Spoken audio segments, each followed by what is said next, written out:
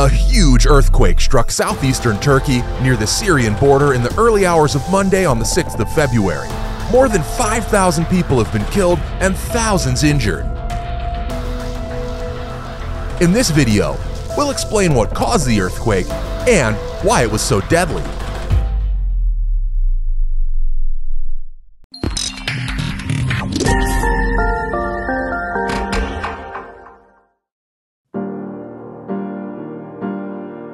It was a big earthquake, registered as 7.8, classified as major on the official magnitude scale.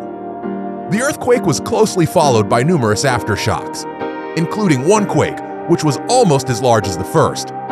It caused serious damage to buildings near the fault. But it's not only the power of the tremor that causes devastation. The incident occurred in the early hours of the morning when people were inside and sleeping, and the sturdiness of the buildings is also a factor. This was a region where there had not been a major earthquake for more than 200 years. There was not any warning sign either, so the level of preparedness was very low, and together it caused a devastating result. So, what causes an earthquake? An earthquake is caused by the movement of the tectonic plates, which are large pieces of the Earth's crust. When these plates shift, energy is released, which creates seismic waves that cause the ground to shake. This can result in significant damage to buildings, infrastructure, and communities. In this case, it was the Arabian plate moving northwards and grinding against the Anatolian plate. There have been many devastating earthquakes throughout history.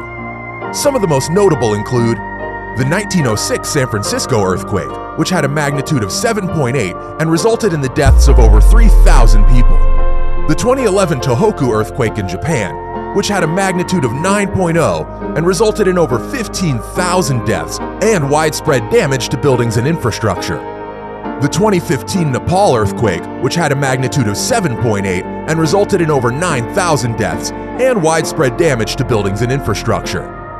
How are earthquakes measured? Earthquakes are measured using a device called a seismometer. The data collected by the seismometer is used to calculate the magnitude of the earthquake, which is a measure of its strength and its intensity, which is a measure of how much shaking occurred in a particular area.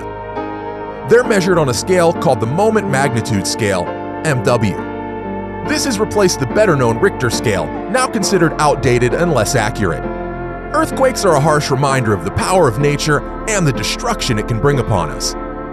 They remind us of our vulnerability and the importance of being prepared and taking proactive measures to reduce the impact of these natural disasters. We extend our deepest sympathies and condolences to those who've been affected by these devastating events.